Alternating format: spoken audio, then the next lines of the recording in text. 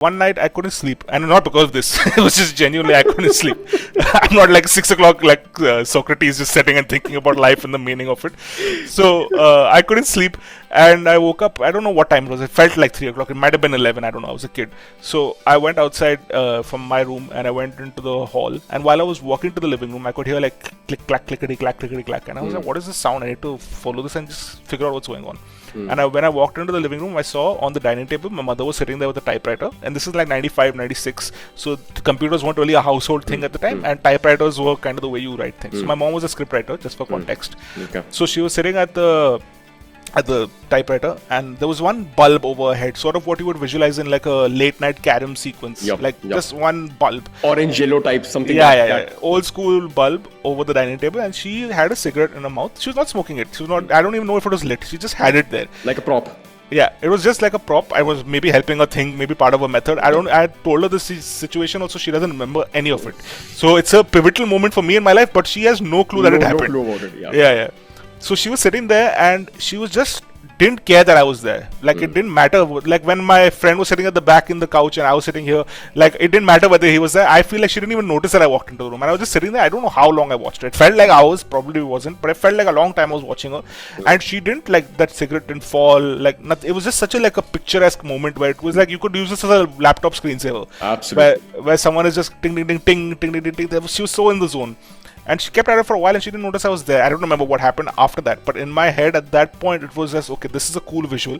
Yep. This is a cool situation where she's sitting and she's got a voice. She's got an agenda. And she's like in such a zone that she doesn't even know what's going on around her. I want to do that for a living. I want to be in this kind of space. I'm genuinely thankful that my parents were not like on my case about tu maths kar, tu science kar. I said, this is what I want to do. And they gave me all the tools like I needed to succeed in it. Very important part.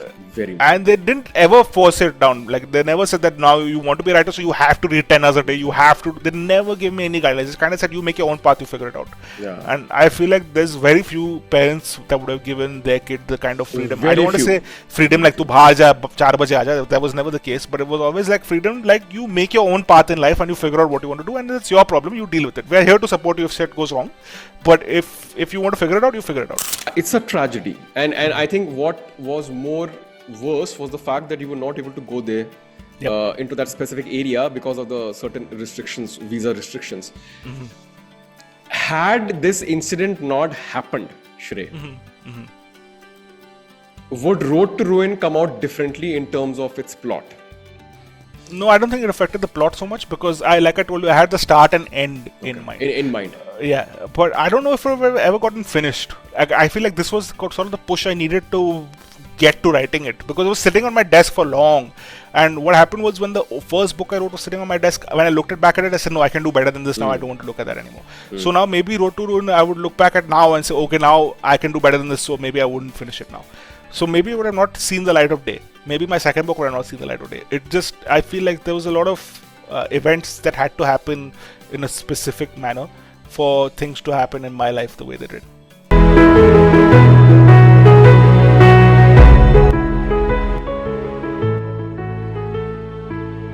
Hey Shrey, hi. I mean, it is absolutely an honor to have you on a podcast. We have been discussing this since a very long time, and got to know more about you when we did the blessing interview. Chaliye, Shrey, so what we'll do? We'll start. So what I want to do, we'll start with the segment. By the way, you have written 2 books. One is Ollie's Lost and Road to Ruin. Both have been published by Penguin and Partridge, which is publishing arm of Penguin itself. And you've also written a screenplay for a movie which was on Netflix, right? Lift Boy, right? Yeah. So before we start with your entire background, just give me a little bit about how does this thing happen? ये Netflix वाला और उसमें writing. Though I know the story, but I want you to first start with this interesting thing. Okay. How did it happen? So I've never been a screenplay writer because I can do it because once you know how to write something, it's just the medium changes, then you figure out how to do the basics of what you need to do. So I never said, okay, I want to sit and write a movie. But my friend, who used to actually work for my dad, and he was like, I think he's exactly my age. And my dad, he kind of liked hanging out with my friends and stuff like that. So he got this guy over to me and saying, this guy's a mad film buff. Like, he knows everything about cinema and stuff. You guys will hit it off. Not that I'm a big film buff, but I feel like I'm enough into the pop culture situation where I know what's going on, and I've watched all the popular movies and like the classics and stuff. So when I met him, his name is Jonathan Augustin. He's the director of the film. So when I met him, we started bonding over nonsensical stuff. It was never film, it was never literature, it was never classy. It was just crass, it was just nonsense. We would go out for drinks, we'd just jam, we'd sit together till like 3-4 in the morning and just chit chat and have fun. So he from the start told me that he wants to be a filmmaker. He didn't want to do anything else in his life. He said, "मैं filmmaker बनूंगा, that's it. That's all I want to do. That's all I know how to do. That's all I'm doing." And he was laser focused. Like, he didn't deviate from the plan. Things were going good, bad, ugly. He didn't care. He just stuck on that road and he said, "I'm going to do this and I'll deal with whatever happens." So he came to me one night and said, "Listen, I have this screenplay." And he came to me with like, I think 500 pages or something. I don't know. It was an obscene amount of pages. And it wasn't really a screenplay. It was just sort of scenes that he had compiled in a very haphazard way. And rough. Completely rough, not structured. Completely rough. No, not structured. I mean, there was a bit of structure where, like, it wasn't like one idea came and then one idea seen from, but it was just like there was 60 plot points and none of them were getting closed at the correct time. And it was just like kind of like, you know, when you watch these detective movies and they have this murder board where they're trying to put things together. It was sort of like that. And he came to me and he's like, "Listen, I need to make this like a 90-minute to 120-minute thing. And like, if each page on a screenplay is 1 minute, this is like a 300-400-minute movie and it can't happen like this. So we need to, I am too attached to the source material to cut things, to make sense of what goes where. And you have an expertise in this. So you please help me out if you can." So I thought, okay, I've not done a screenplay. So maybe it'll be like a cool thing for me to get my hands in it. And also, like, I was like, it's a very close friend of mine. And he needs my help right now. So instead of him going to a screenplay writer who doesn't understand the journey, has not been there with him when the story was happening in his mind, then they might not do justice to it. So I thought, at least I'll do justice to it. And also I get my beak wet with screenplay writing. Maybe it'll become a new passion of mine. Maybe I'll like it a lot. So he sat here in this room exactly where we're sitting now, and he was sitting on a couch over there, which used to be there, which is no longer there, that couch. So he sat there at 8 p.m. and he just sat quietly. He didn't do anything. He was not even on his phone. He was just staring at me work because I was taking chapters. I was making it make sense. I did that without realizing. I forgot about him. I forgot about the world around me. I was just in the zone. I finished the screenplay at 4 a.m. Between 8 p.m. and 4 a.m., he just sat there quietly. Nothing even like to interrupt me, to ask me what's going on, to ask me how it's going. He did not bother me at all. I didn't bother him. I didn't even care about him, honestly, as I'm a bad host, but I was just in the zone, so it is what it is. And at 4 a.m. I said, "Okay, it's done, bro." So he said, "Okay, cool. Can I take you out for breakfast?" So I said, "Yeah, cool." So we went to this nearby Udupi that's open near my house at about 4-5 in the morning, and we had one keema pav. And he treated me to the keema pav, and I said, "Listen, I don't work for free. But you're such a close friend, I don't want to charge you." So I said, "You give me a 100 rupee note." He said, "I'll give you more, bro." I said, No, just give me a 100 rupee note, just so that it's not a free thing. Because I don't believe if you're good at something, you should do it for free. I never believe that. Absolutely. I agree. Never do it for free. So this is how the Lift Boy happened, right? I've seen that movie, yaar. It was really very different. It was really very nice. And मैंने सोचा भी नहीं था कि इस छोटे से चीज के अराउंड एक कॉन्सेप्ट बन सकता है. You know, that his father used to be, and now his son who wants to do a job, and he goes there and he's trying to talk very nicely to the I think Parsi ladies who's on the top, and Catholic he goes over there, Catholic lady that he goes on the top. Really, really nice. I think I will not say more on it. I would want people to go and Netflix and watch it. Shrey, so as you know, discovery of an author. It's all about discovering you. It's all about celebrating the storytellers behind the stories and the people who create the stories. So we want to celebrate you. We want to know more about you. Consider this as your own personal memoir. We'll start with this thing with your background.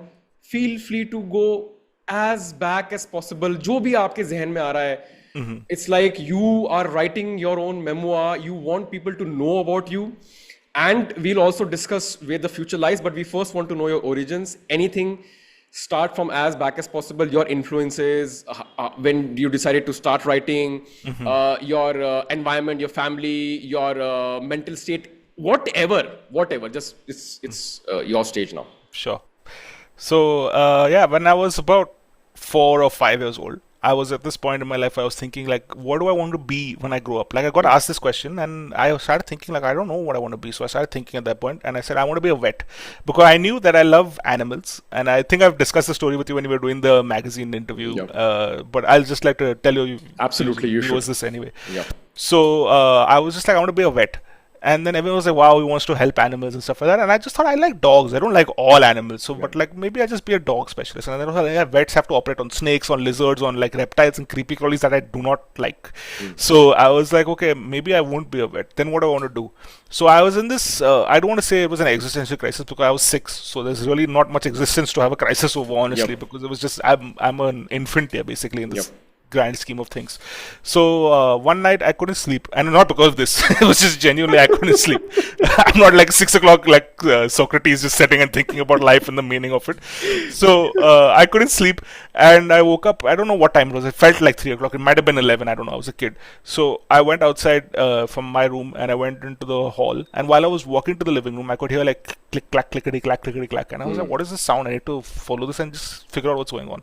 And when I walked into the living room, I saw on the dining table my mother was sitting there with a typewriter, and this is like 95, 96. So the computers weren't really a household thing at the time, and typewriters were kind of the way you write things. So my mom was a scriptwriter, just for context. Okay. So she was sitting at the typewriter, and there was one bulb over her head, sort of what you would visualize in like a late night carom sequence, Yup, like yup. just one bulb. Orange, yellow type, something Yeah, like yeah, that. yeah. Old school bulb over the dining table, and she had a cigarette in her mouth. She was not smoking it. She was not. I don't even know if it was lit. She just had it there. Like a prop. Yeah, it was just like a prop. I was maybe helping her think, maybe part of a method. I don't. I told her this situation also. She doesn't remember any of it. So it's a pivotal moment for me in my life, but she has no clue that it No happened. clue about it. Yeah. Yeah, yeah. So she was sitting there, and she was just didn't care that I was there. Like it didn't matter. Like when my friend was sitting at the back in the couch and I was sitting here, like it didn't matter whether he was there. I feel like she didn't even notice that I walked into the room, and I was just sitting there. I don't know how long I watched it. It felt like hours, probably wasn't, but it felt like a long time I was watching her. And she didn't like that cigarette didn't fall. Like it was just such a like a picturesque moment where it was like you could use this as a laptop screensaver. Absolutely. Where someone is just ting ding ding ting ting ding ding ting. She was so in the zone. And she kept at it for a while, and she didn't notice I was there. I don't remember what happened after that, but in my head at that point, it was just okay. This is a cool visual. Yep. This is a cool situation where she's sitting and she's got a voice, she's got an agenda, and she's like in such a zone that she doesn't even know what's going on around her. I want to do that for a living. I want to be in this kind of space. So, like, I don't know if it was the next morning or a week later or months later, when someone asked me what I want to do, I said I want to be a writer. And my mom heard this and said, okay, if you want to be a writer, you can't just wake up and decide you want to be a writer. You have to read a lot, you have to consume a lot of material, and she kind of made it her mission from the time I was 6 till forever to make me watch like really smart intellectual stuff, even if it was cartoons. That is very interesting.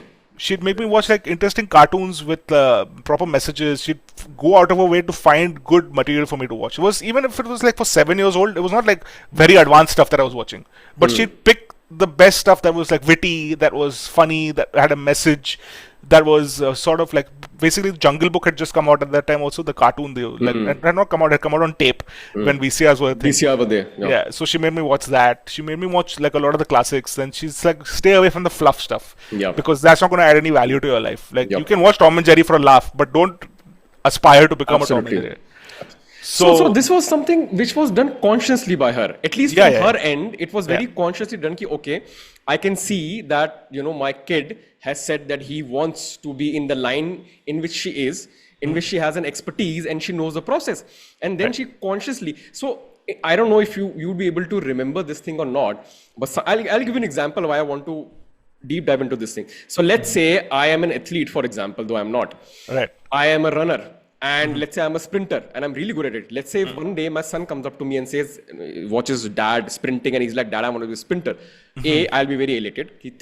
I can now mold him the way I want. I'm that parent. A. Second, let's say every day when I'm going, I'm like, watch me or you come with me. Okay, I'm getting new shoes. You run with me. There's always this thing that it could have been momentary for my son. After 5 days, he would say, nah, this is not what I want to do. Correct. So during the entire process, wherein consciously your mother was giving you literature and pop culture related elements specific to that will help you in your craft, was there a time wherein you were like, nahi? Or maybe because she's so happy and she's getting me into it, मेरे को भी लग रहा है कि no, I should give it a shot, or maybe I am interested, or subconsciously will like कि if I am interested, am I interested or am I not interested? But because I've been bombarded with so many things, there are so many things around me related to this ecosystem, I might as well as stick to it. It's a very एक thin line बोलते हैं इस चीज Correct. कि So क्या the thing सही is- में वो आपका इंक्लिनेशन हो रहा था या you were not still very clear. This is out of curiosity. So I feel like if it would have been forced upon me, like you have to watch this, you have to read this, then I would have been like, nahi, meko nahi karna hai. But because she just sort of gave me the keys to the kingdom, she sort of just showed me where it is. She led the horse to the water. So I felt like, okay, now this is up to me if I want to do it. And also it was never, she sort of handpicked like fun things. Like Jungle Book wasn't like a chore to watch. It was fun. It was like musical. It was nice. It's still like a core memory. Lion King also was not like a boring thing where you have to watch. It was always like fun stuff that I was watching. So you were also, I mean, this idea. So because you got interested when you saw a particular moment, and that image was very appealing. Oh wow, this is so cool, right? And again, with the book cover, you said that you were able to visualize, or you were visualizing how your name would look like. So of course, the elements that comes around this ecosystem was also something that fascinated. And of course, because you were young, I mean, you were young. Of course, ये चीज fascinate करेंगे. Correct. Of course, that is a very powerful thing that you realize early on, that you wanted to write books, or not books, you wanted to create works that got people hooked. Yep. I think that's a philosophy that somebody who's a creator could hold on till life. You know, वो ऐसा नहीं होता कि अरे यार बचपन में था मेरा कि I want people to get no. Even now, if somebody wants to make a movie or write, they want people to get hooked with the writings. Brilliant. Of course. Yeah. Yes, please continue. So, because my mom was a scriptwriter, in my head it was, okay, I'll write scripts, if nothing else, because that's where the money was. Like, I knew my mom was getting paid to write scripts, so I said, okay, this is a career path. I can write scripts. It was never like, I want to be an author. It was, I would love to be an author. I can visualize myself as that. Maybe that's the end goal. Maybe later on in my life. Right? When you're 20 is later on in your life. Right now, if I, like, at 34, I'm like uncle at that point to my 7-year-old self. So yeah, I felt like okay, I can be a scriptwriter if nothing else, and maybe like on the side I can become an author, and that can be like my end game, like a Nobel Prize would be for someone starting a career. And so that was my North Star. Like I will aim to be a writer. I don't care what it is. So and then what happened? Then how did from there onwards you started reading? You were invested in this ecosystem, and when was it when you first started writing something? So in school. I don't remember, I think grade 5 or 6 when it was essays started becoming like a real part of your curriculum, where you have to write essays and you have to write short stories and you have to write letters and stuff. So for me it was, okay, I want to do this. I was laser focused, like my friend was laser focused on his film. I was laser focused that I want to be a writer. So nothing else mattered to me. My grades in Hindi sucked, my grades in maths sucked, my grades in science sucked, my grades sucked everywhere except for history and English. History because it's the story of the world where you're in right now, and it's sort of ongoing story. So if you don't know the world you're living in, that's basically real world building. Like in real life, this is world building history. Absolutely. So if you don't care about that, you're not going to care about any story, because the story should matter to you. And it's continuing. It's happening as it's an ongoing story. Yeah, you're part of the story, so that's kind of like, imagine, and in your world you're the protagonist, so it doesn't matter what's happening. Absolutely. So what happened was, I don't remember which grade it was, but I was pretty young. I was about 10, 11, maybe 12, and there was one test, one like exam in my school, which was 50 marks, just an essay.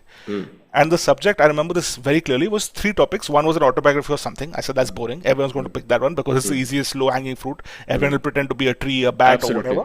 And it's cool. I said, I don't want to do that. I want to do something creative. I want to do something clever, which will, first, this is my introduction. Whatever I've learned in my life, I can put over here. Like, I can wow this teacher and get her hooked. And the second was some other random topic, something about current affairs or whatever.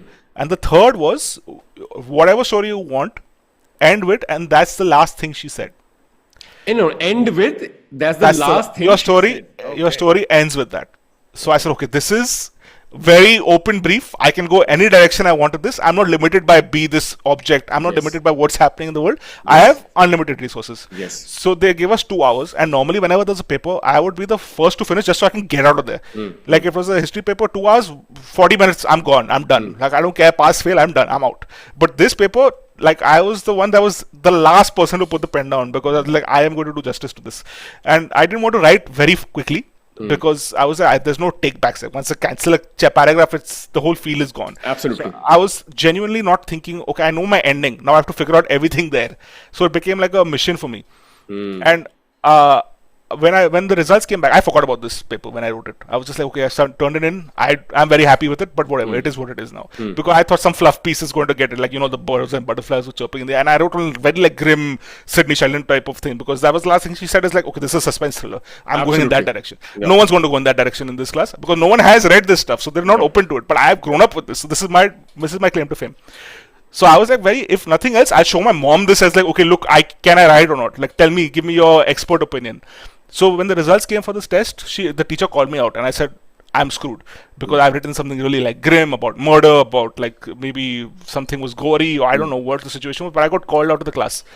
And she handed me the paper and she said, I would have given you full, but in grammar, you're not allowed to give anyone full. So you have 14.5 out of 50. Now I want you to stand here and read to the class what you have written. Oh.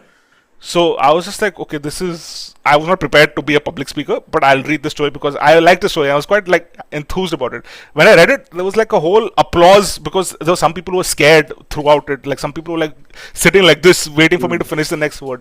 So that was the first moment I felt, okay, this is paying off now. It's a very strong validation. It's an amazing validation. And at that young age, when you get such a kind of a validation in front of everyone, it sticks in your head. And you're like, this is a superpower. Yeah. No, it sort of becomes that rush that you're chasing. Like, okay, I finally got a taste of what this could be like. Like, I wanted people to get hooked, and I saw people hooked for the first time. Absolutely. And it imprints in your mind. That's what I'm saying. At this young age, let's say somebody's growing up, and in his environment, he's always been, "Arey, tu bekar hai, tu bekar hai, tu bekar hai." That becomes, "Arey, main bekar hu." Correct. And at that young age, if somebody says, "Oh wow, this is amazing," please recite in front of the entire class. What you've written is bloody good. It sticks, and you know that you have acquired something which is unreal. And it gets into your psyche. It's a very strong validation, man. That is brilliant that this happened to you. So did you still continue writing post that? What happened post that moment? After that moment, I don't remember if it was close after that or long after that, or maybe summer vacation or whatever. But I just started like, okay, I'll start writing a book. I'll start it now. And this was in which class when you thought I'll start writing a book? 7th, 8th maybe. At the most 9th, but I don't think it was 9th. I think it was more 7th or 8th. At that time, tell me, Shrey, even in 7th, a child who's in 7th or 8th class to say, I'll write a book, I think it was I don't know if I could call it a big deal, or it was something which was unheard of, right? In those times, on 7th or 8th, I want to write a book. Oh, yeah, it was. I'm just thinking, because you could have, but to say that, I want to write a book, and when you would have told your friends or family, I just wanted to know if you do remember how was the reaction. So what I had done was I had taken initials of my friends at the time, their names, and I'd named the characters with them. Like if I had a friend named Pratik D, I would name a character like Patrick Dallas or something like that. So I sort of got my friends interested in the project like that, because I was like, okay, at least have a bouncing board. Like, okay, do you like how this is going? Do you like how that's going? Because for me, as a first-time writer, I had no clue whether it's good, bad, ugly. I'm just trying to base whatever I know of Sydney Sheldon, sort of kind of go in that direction, sort of mimic him, like you were saying you have to mimic. So I was trying to mimic his style of writing, not finding my own at this point. But I just wanted to write it. And I didn't really start out like, okay, I'm going to write a book. I just started, I'm going to write a story. I didn't know what it was going to become. Short story, a book. I had the idea, like I said, I had the start and the end. How much the middle had, I have no idea. So when I started writing it, I didn't really tell anyone. I just told the friends that I was like, hey, this is a cool character I'm basing off of you or whatever. Like only the name had similarity. Everything else about the character was different. Like it was like a grown-up story. So I finished writing that book actually. I think I was about 16 or something. I was writing it as like whenever the idea came to me, not like okay when I'm doing my homework or whatever. It was just sort of I'm free on the weekend or I'm free right now. I'll write a few pages. So I finished writing it and I was like, okay, let me print it out and look at how it looks and all. So I made a cover on MS Paint and it was very like haphazard and whatever. But I made a bound copy of it and I looked at it. And then I was like, wow, this is great. And I got so excited. I showed to my parents. I was like, check this out, check this out. So I told my mom, please read it and tell me what you think. So she read it a few days later. And she's like, I liked it, but it's not like wowing me.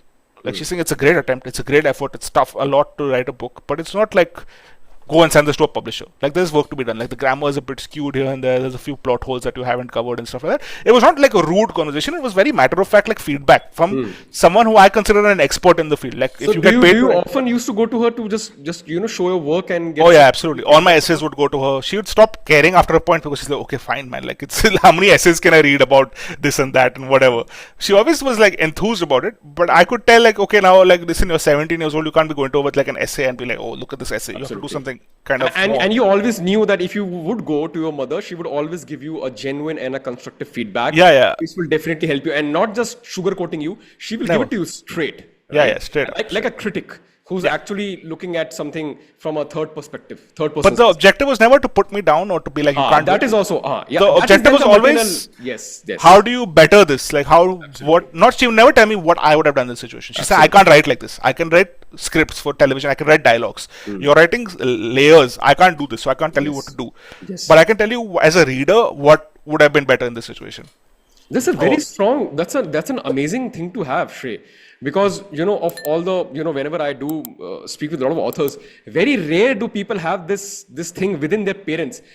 They have this knack of reading because their parents do read a lot of books. Correct. And I say that was half of India because उस time mobile phone नहीं होते थे. Correct. तो कुछ होता नहीं था तो सब लोग क्या करेंगे? So either they used to watch television or they used to read. But to have some kind of a mentor or a personality within your ecosystem who could have actually told you the structure and everything is absolutely brilliant, man.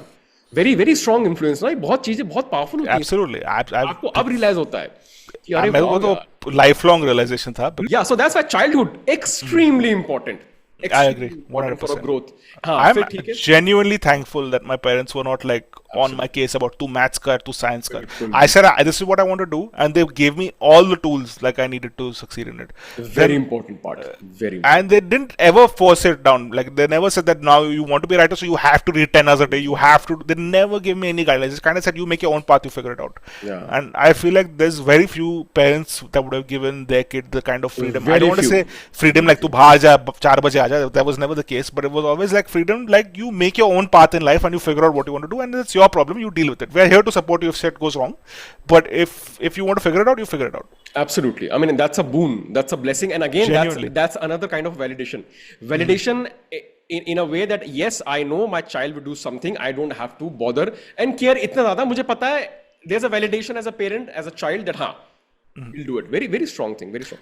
Also, I was never like talked to as a child in the house. I was always treated like one of the adults. Like they involved me in the decision making.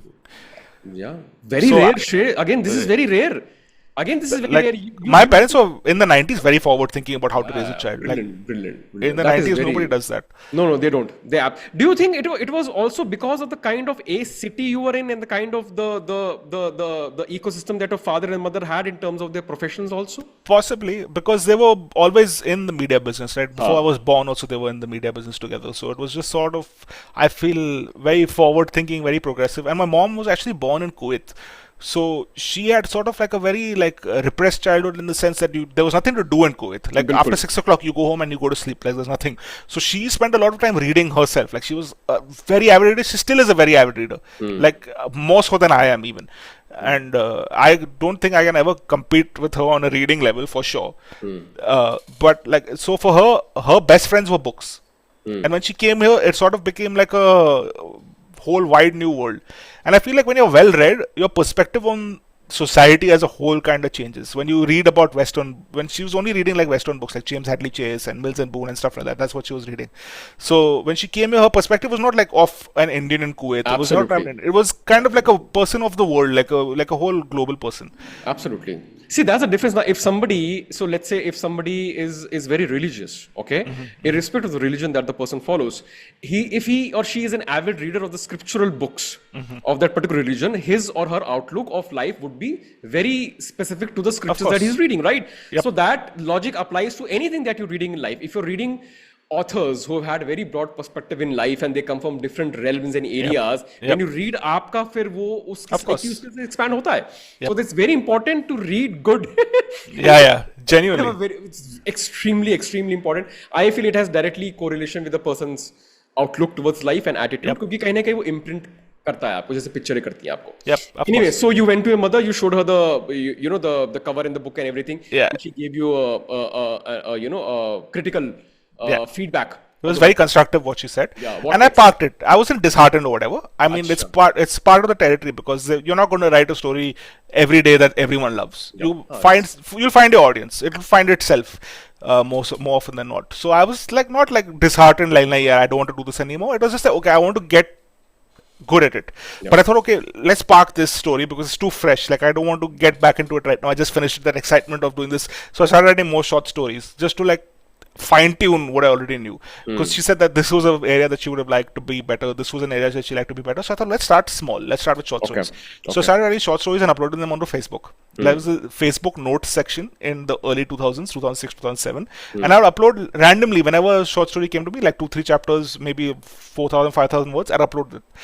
Like I had about 400 friends on Facebook.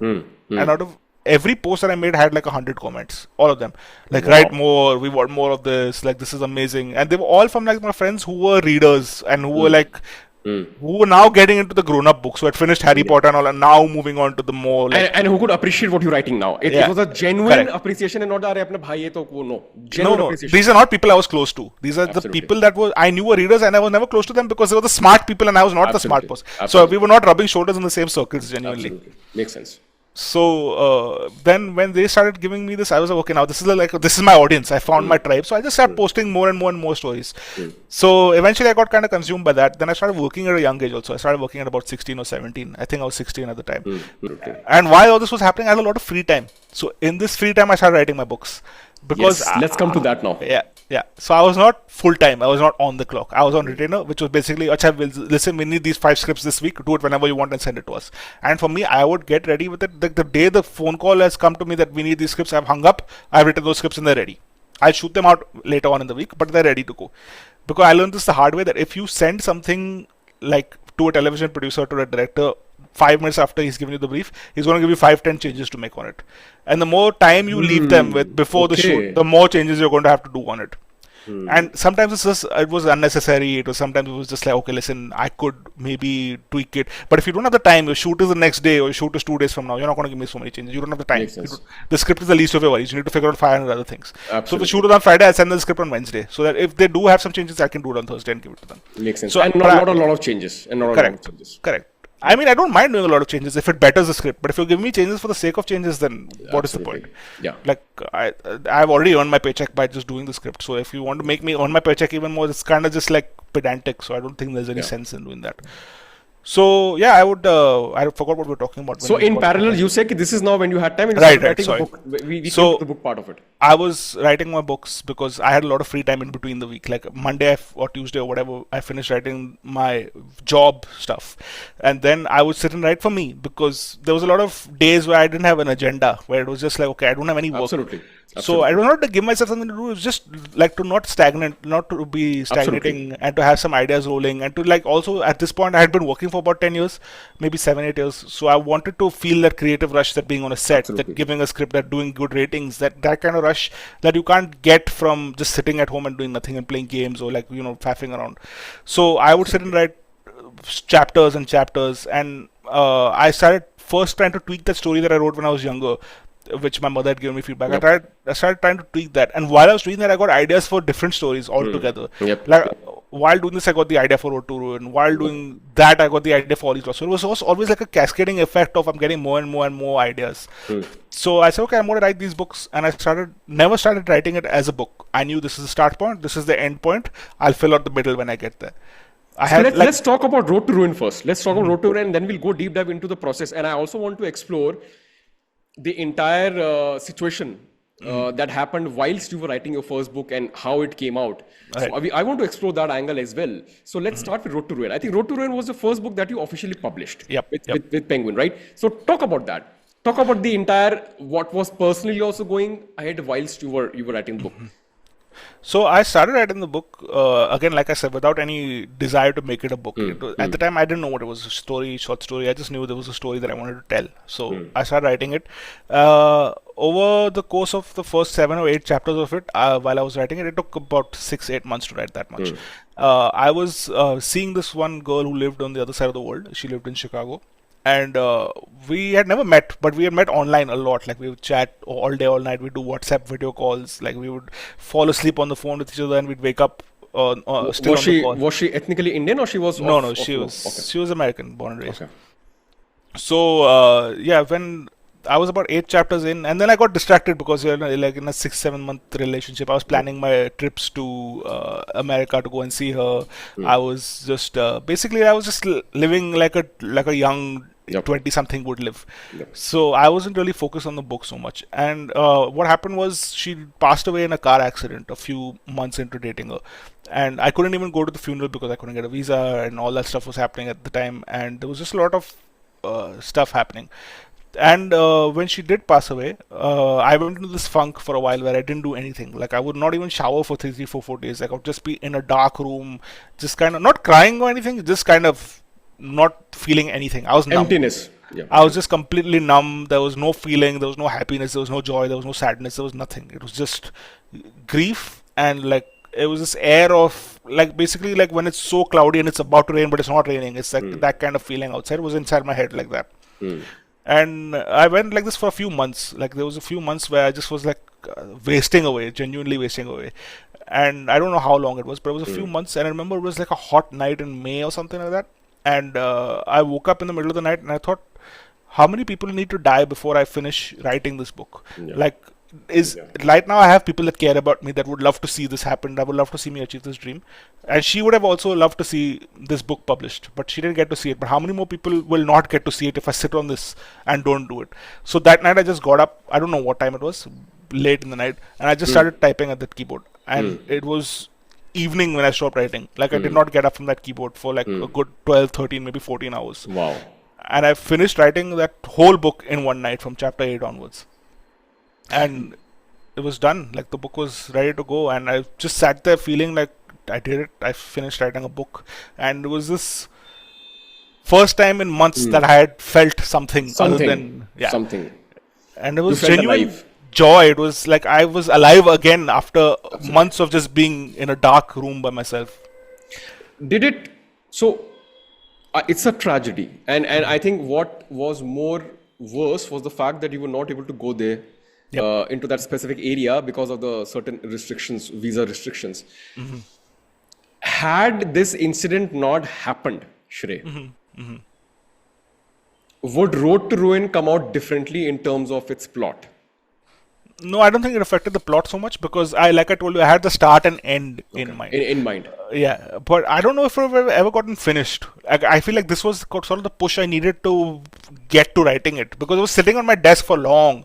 And what happened was when the first book I wrote was sitting on my desk, when I looked back at it, I said, no, I can do better than this now. I don't want to look at that anymore. So now maybe Road to Ruin, I would look back at now and say, okay, now I can do better than this. So maybe I wouldn't finish it now. So maybe it would have not seen the light of day. Maybe my second book would have not seen the light of day. I feel like there was a lot of events that had to happen in a specific manner for things to happen in my life the way they did. Did somewhere post you completed Road to Ruin, you had this feeling that maybe this is something sweet that you have done for her one last time, or maybe this is some part of the book that is in her as well, or was it completely no? This was for me. No, it wasn't for... I mean, I wrote the story for me. I started writing it for me. But she was with me every step of the way. Like, every chapter I'd write, I'd send it to her and she'd give me like, okay, I like this, I like that. So that was happening, right? You were sharing it with her. And she was like, okay, keep writing. I want to know more. Eventually it became like, okay, keep writing. Became every day to once a week to once every other day. And then became sort of like, okay, now you write it when you're going to write it. Like that. It's like something you both started together. But both of you couldn't see the end of the day because of something. So, that they can have a very strong impact. Yep. What I did that night when I woke up and started writing it, the first thing I didn't have a dedication page because I didn't have anything to dedicate it to. I didn't want to be like, I want to dedicate this to my mom and dad because I feel like that's like I wanted to give it to them in their hand and be like, look, this is what I have achieved because of you. I don't want to tell the world this because it's a very private moment between my family. But I said, okay, I have a dedication now. I want to dedicate this book to her because she was with me every step of the way. And I'm finishing it because I want people to not lose out on the opportunity to finish reading the story the way she did. So if you open the first page, it says to Laurie, which was her name, and then the rest just goes on. That's it. There was no big prophetic declaration of anything. It was just her name because I wanted to sort of immortalize her the way she's been immortalized in my head. Now the celebration will continue because I am going to heap praises on your book Ollie's Lost. Chalo, this part I like.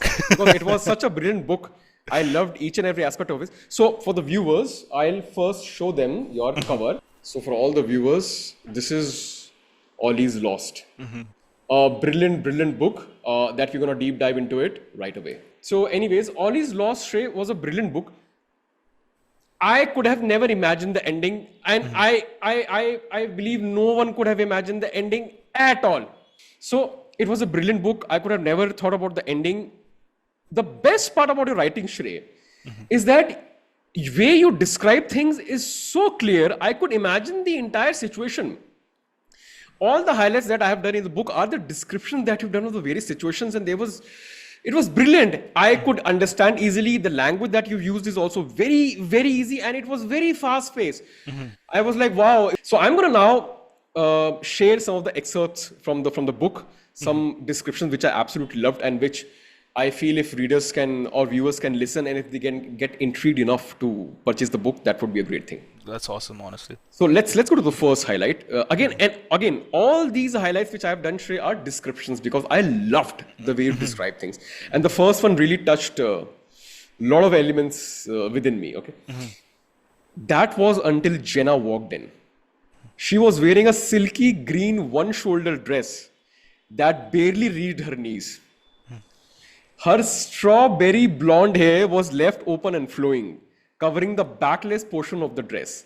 I stared at her shamelessly for a while, not caring about what she or anyone else thought at the time, because who could blame me for looking at someone who looked as ravishing as her that night? After a few moments of gathering my thoughts, I walked up to her and said hello. If I could imagine the girl, and I was like, man, this is what would go into my head if I see somebody, and I could imagine a scene ki bar hai, aisa hai, I'm looking at this girl, I'm like, wow, look at her dress, wow, look at her, aesthetics. And because the way you have described it is very nice, it is not slutty, it is very elegant, and yet it is something that will arouse a lot of feelings inside a very hot-blooded man. And that is exactly what it did to me. I was like, wow, this is amazing. This is something that, wow, So nice. when I was writing this also, it was just sort of like I said, when you're writing scripts for a director, you sort of want to give them like a guide of this is what you want And a from visual. the scene. So, Yeah, so, this so is a and a visual. visual as well, right? Yeah, yeah. So I didn't want to paint the whole picture. Like I left out her skin color, I left out her complexion, I left out a few details. I want you to build that picture Imagination. yourself because that's part of writing. Is the theater of the mind. Is that you read it and Absolutely. then you sort of build the world yourself. Like I Absolutely. think if you read this and I read the same book, we'll have different visuals in our Absolutely. head, but it'll Absolutely. still be sort of where I want you to go. Is what I was Yeah, in trying the to same do. box. The box Yeah. won't change. Correct. You can, the ingredients might change a little bit. कि अच्छा इसके अंदर ये Correct. सारी चीजें, but the box will remain the See, same. हाँ, if nothing scene else, you've ये है. pictured the girl correctly, you've pictured the Absolutely. situation correctly, and then the rest you can fill out with whatever you're Yeah, paying you can attention plug in, plug out. That depends Yeah. upon your visualization. So this Yep. was really nice. I really liked the way you described that girl. Yeah. Okay, the next line. The only thing that I was thinking, acha, I don't, because when you're highlighting Kindle, na, it just shows ki location 245, 645. So in the highlights, it was not ki ye chapter ka wo hai ye, hai na? So that is missing, but still. The only thing I was thinking was that there were so many worse people. So this is when he finds out that his father has got cancer. The only thing I was thinking was that there were so many worse people in the world that deserved cancer. I had never wished it on anyone, but even still, I couldn't shut the thought from my mind. My father was the nicest man I'd ever known. He kept to himself as much as he could and never ruffled any feathers. He didn't smoke, he didn't have any bad habits. He had the occasional beer with me, but he was far from being an alcoholic. You know why I highlighted this part? I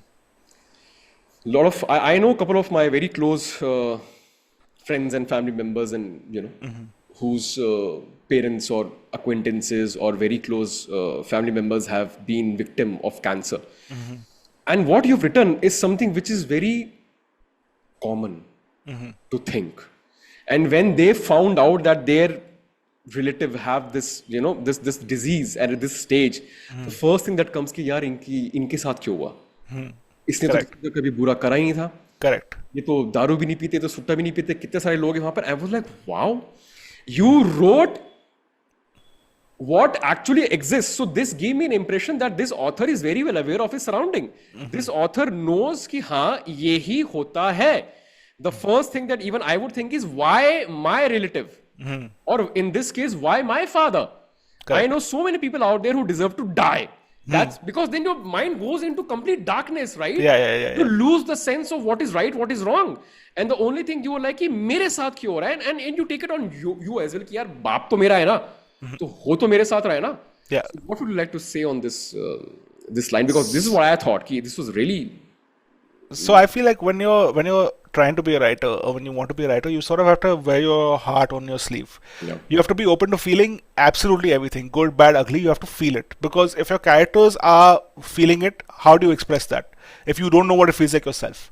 It's like saying you're trying to describe beer, but you've never had a sip in your life. Absolutely. How do you describe what it feels like, what it tastes like? So you need to kind of feel the pain, the emotion, and you don't need to feel exactly that. You need Absolutely. to feel somewhere in the same space. For instance, if you break your leg and you are singing, I can't move, but why? I've not done anything, I'm a good person. There are people like who are terrorists, who are robbers, who are thieves, and they're roaming around free, but I have to sit here like that. So you sort of start internalizing this, but then your conscience kicks in and you start realizing that I'm not a bad person for thinking these thoughts. I wouldn't wish for someone to Absolutely. break their leg. I wouldn't Absolutely. want, even someone I hate, I don't want to wish bad things for them, because that's their path, that's their life to do. So I wanted to show the morality of when you're facing grief, when you're facing like things that are outside your control. So let's go to the third highlight. There was silence. I moved my hands and opened my eyes. I had to squint because there was a sharp light coming at me from all directions. While my eyes readjusted, I snapped my fingers next to my right ear to see if I could hear it. I could. It still worked. When my eyes finally readjusted, I looked around and found that I was standing in the middle of a desert. There was nothing but sand under my feet for miles and miles. I was still wearing my black shirt and trousers. My hair was just the way it was this morning, but my wallet wasn't in my pants back pocket where it usually was. It was warm but breezy. Excellent description of a situation. This is again something na ki when you, let's say, agar patti hati, you like, aap aise se karte ho. Arre, you try to see ki, am I alive? Is everything there or not? And a lot of these things are going in. So this was such a beautiful described scene of, I don't want to dwell into ki how this happens and what happens, because that's the tricky part of dissecting a fiction book. Right. Okay. But this was beautifully described. That desert situation is what I would say. His response when there was silence, okay, I can still hear, because there was a blast and all that stuff. That was really amazing. So you had really described it. So that is, I think, what I found from the book was that the way you described is amazing, and anyone can then recreate that thing in their own psyche and minds.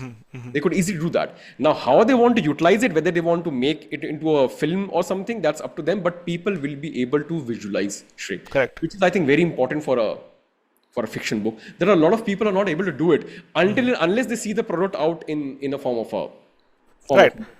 So, like I said, like if it's someone wants to tell me something and they leave out some crucial details, I don't have the full picture. Yeah. I didn't want any one single scene to be isolated, like, okay, I don't know what's going on here, I don't know how to picture it. I wanted people to picture exactly the way I picture it, at least to 75 to 80% the way I picture it. So I left some bits up open to interpretation, but most of it was sort of guided, like this is how it's happening. Absolutely.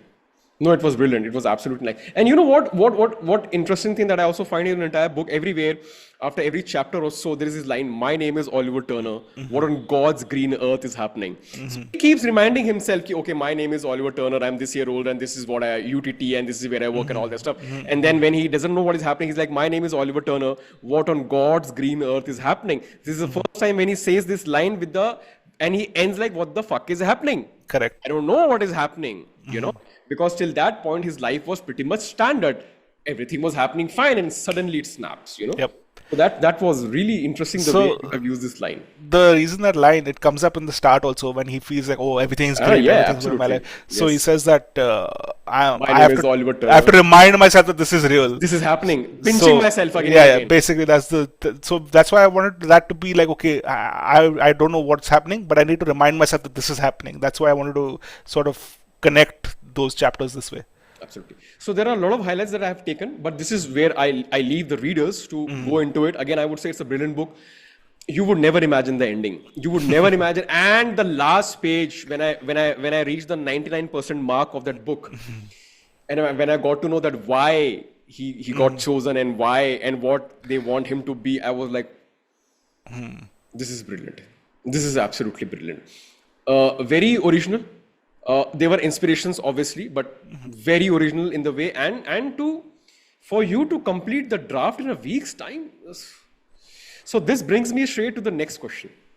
Okay, so the fun part is that for our viewers and our potential viewers and more to come, I wanted to create an impromptu fiction story on the spot. 5 minutes, 7 minutes, whatever you want to do it. Any character, anything. It could be any goddamn thing. It could be anything. It could be on planet Mars or Jupiter. I don't care. Okay. Just start. Just story. Ironically, I used to do this like with friends and with girlfriends when I was seeing people. It was I would always be like, "Hey, tell me a bedtime story," and they'd always be like, "No, you're the writer. You tell me a bedtime story," and I would come up with one on the spot always. Like that's sort of what I would do. So I feel like I have some practice in this, but I don't know how good or bad it's going to be. We will find it out. Okay, cool. So let's start. Okay. I'm just going to set the scene a bit, Yes. and then I'm going to veer off into space. It might make sense, it might not make sense. I just want to give this disclaimer that this is not just we move ahead. At this point, I'm going to mute myself because this is, I don't want to interrupt because I will have the urge to do that. I'm going to mute myself. It's your stage. Set the stage. Start. Okay. So it's a cold winter night. It's probably somewhere around November, and it's about 3 or 4 in the night where it's near twilight but not particularly twilight. It's at a dockyard where the city is still far close enough to see but far away enough to hear, and it's a busy city. And at the dockyard it's peaceful and quiet. All that's happening is the fog is looming overhead, and you can hear the blaring of ship horns in the distance, not close enough to bother you. And there's a man who is using one of those power sprays to jet spray the floor, and he's cleaning the concrete outside a shipping container. There's this really huge shipping container amidst a lot of small shipping containers, and outside the shipping container are 2 gunmen that are standing there. So let's just name the main character Raghav. Raghav walks towards these guards. He passes by the cleaning guy. He turns right to the guards and he says he's there to meet Vikrant. One of the guards instinctively pulls the rifle at him and points it at him. And Raghav puts his hands up like instinctively, like, okay, I didn't mean for this to happen. The other guard intervenes, puts his hand down, and he knocks behind him on the shutter. 2 knocks specifically, and the shutter opens up from the inside. He says, "Sir is expecting you," and he points him towards the inside of the container. Now, once he gets into this container, Raghav sees that it's not what it looks like on the outside. On the outside, it's just a big blue metal shipping container. But on the inside, there's carpets, there's paintings all over the place. It's not really like curated paintings. It's just different pieces of art. One is a flower, one is a baby. But it's some semblance of decorated. There are chairs everywhere. And there are people around an open bar where they're just drinking and they're having a good time. And there's lots of empty chairs and there's people sitting in the chairs also. In the middle of this room is a poker table. And there are 2 people sitting at the poker table. One is a slightly younger gentleman, possibly in his mid-30s. He's got a full beard. He's well groomed. He has a big mole on his right cheek. His chest hair is sort of fighting with his shirt to make his way out. And he was plump, but he was not obese. He was not like a fat guy. He was just like a healthy guy. He had full cheeks and a head full of hair, except for one bald spot which he combed over with the rest of his hair. Across this man, diagonally across him, was an older gentleman. He had fair skin. He had a thick grey mustache. He had curly salt and pepper hair with more salt than pepper. And he had bushy grey eyebrows. He's wearing a 3-piece grey suit. He's got a grey blazer on, grey trousers. He's got a grey waistcoat and a black tie with a white shirt. And he's also wearing a grey fedora. So this is the description to the T of the man named Vikrant. So Vikrant was flanked on either side by 2 men. One was his bodyguard, who they named Genda because he was a big unit of a man, and he wore all black, like a black t-shirt, black jeans, black shoes, black belt, and he was a dark man himself with like thick black mustache, wavy hair, and all the black was broken only by the gold necklace that he was wearing, his gold bracelet, his gold rings, and his gold watch. But he didn't have like beach body muscles. He had like strength muscles that can only come from like lifting dead bodies and from lifting big bags of cash. Like he had the body of someone that was super fit but not athletic. He was just like a bouncer. He was built like a truck basically. On the other side was a man named Chotu. Chotu when you picture a man named Chotu, you're thinking of a small, little, demure fellow. But Chotu was a tall, lanky man, and he had a thin mustache which looked like he was growing it for 4 years but never really grew out fully. He had a huge gap in his teeth, and he was wearing a white shirt which at some point was white, but now from years of wear and disregard has become sort of brown and muddied up. It's not dirty, but it's just not a crisp white shirt anymore.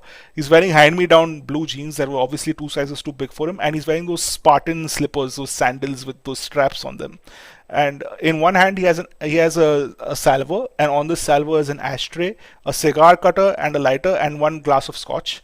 And in the other hand is a metal briefcase. He's standing behind Vikrant with his stuff, like just like that. Now Vikrant sees Raghav from the corner of his eye, and he snaps his finger at Chotu, like to instruct him to have a seat on one of the empty chairs while they're playing cards. So Raghav just goes and he sits down. So Vikrant turns his attention to the cigar. He snaps his fingers again. Chotu comes and he lights it, and then Vikrant takes a big puff at it, and he looks at the dealer and nods, as to say, start dealing the cards. So the dealer deals one card to the man across from Vikrant, then one card to Vikrant, then another card to the man across from Vikrant, and then another card to Vikrant. So Vikrant looks at his cards, and he is still puffing his cigar while he peers up and looks at his opponent, who's also very like he's studying the cards more than looking at them. And he can see a bead of sweat dripping down the opponent's face, and Vikrant smiles because he sees this as a moment of weakness. So Vikrant takes about a third of his chips and he throws it into the pot. The opponent takes a few seconds, he takes another look at his cards, and he also calls. Then the dealer opens a fourth card on the table. So Vikrant double taps on the table, so as to say basically he wants to check, and his opponent also does the same thing. He double taps on the table, and the dealer opens the last card from the table. Now Vikrant, before the last card is finished being dealt, he pushes all his chips into the middle of the pot, and his opponent takes a second or two, and he calls him.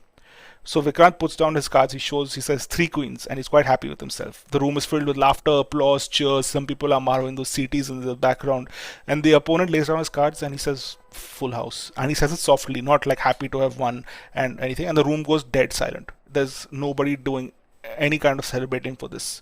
So the dealer starts stacking up the chips, like he's collecting all the chips and putting it into a pile, and the man is scared, like he's stressed, so he says, Vikrant, please. So Vikrant starts taking a puff of his cigar, no emotion on his face, just blank. He says, I don't like who I am when the cards come out. The man says, please, Vikrant. And Vikrant smiles. He looks over his shoulder at Genda, and he just gives a nod. Genda pulls out a pistol and he shoots this man's brains. This guy, his whole blood is spattered from the back of his head onto the ceiling, the walls, the floor, everywhere. And then Vikrant looks over at Chotu and he nods. And Chotu, Genda, and a couple of other men come and they pick up the chair with the body. The guy is dead, obviously. He's got shot in the middle of the head. They take the body and they go outside. And while they're going outside, there's a trail of blood leaving the scene. And the guy who's standing outside with the jet spray just shrugs and he starts cleaning that blood also off the concrete. And they take this chair and they toss it into the ocean with this guy's body on it as well.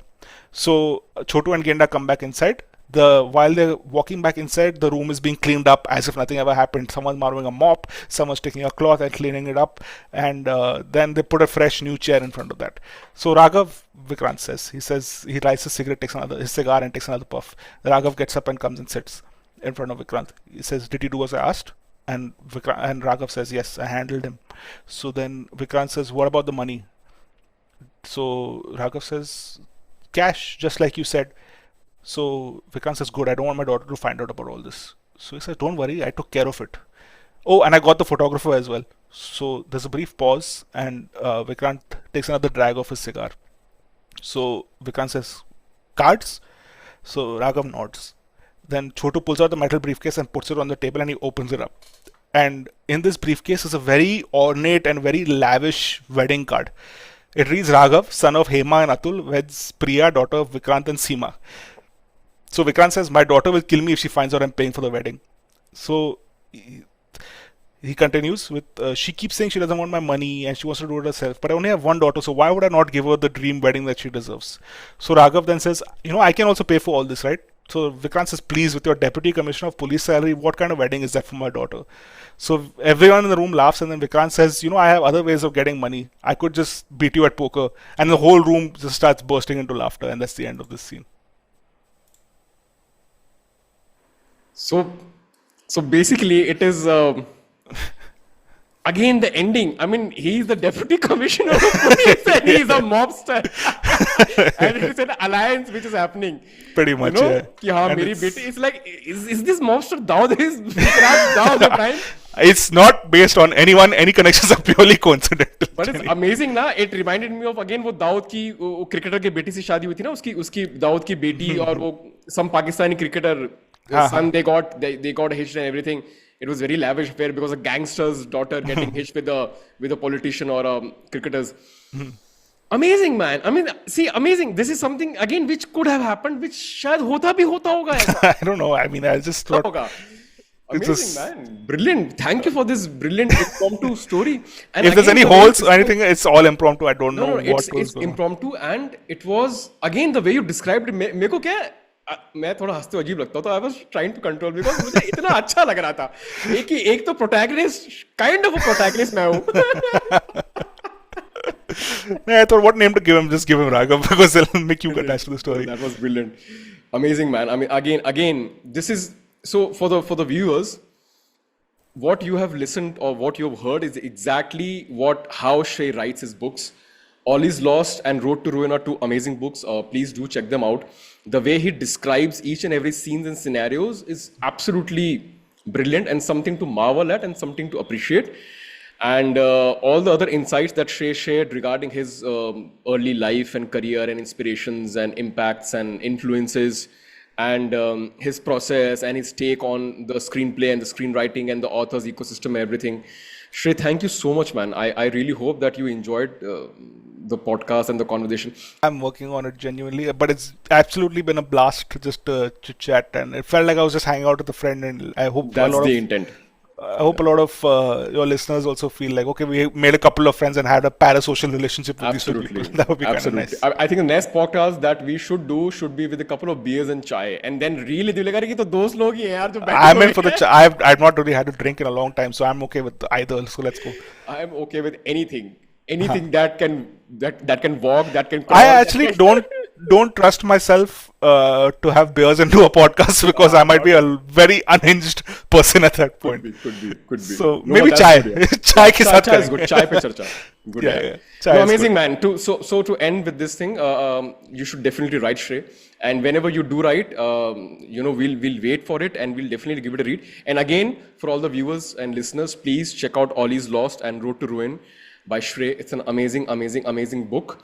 I have read Road to Ruin half, but I have read Ollie's Lost complete, and Ollie's Lost was absolutely bonkers. Again, the ending couldn't have. I think there was a point in Ollie's Lost wherein he looks at the girl and he's like, what are you doing over there? And she's like, I'll explain later. तो मुझे लगा कि शायद वो उसकी girlfriend तो नहीं, because end तक नहीं पता चलता ना what is happening. Correct. Till the last page you get to know कि what is the metaphysical your link. I'll call it without giving too much away. Not giving too much. Please read the books. It would be nice if more people like it. Thank you so much for your feedback on the book. I genuinely do like when people tell me good, bad, ugly. Like I like to know that someone read it and it had an impact on their life. So that's kind of what I like. So yeah, man, I've genuinely had fun chit chatting and like amazing being as open as I can.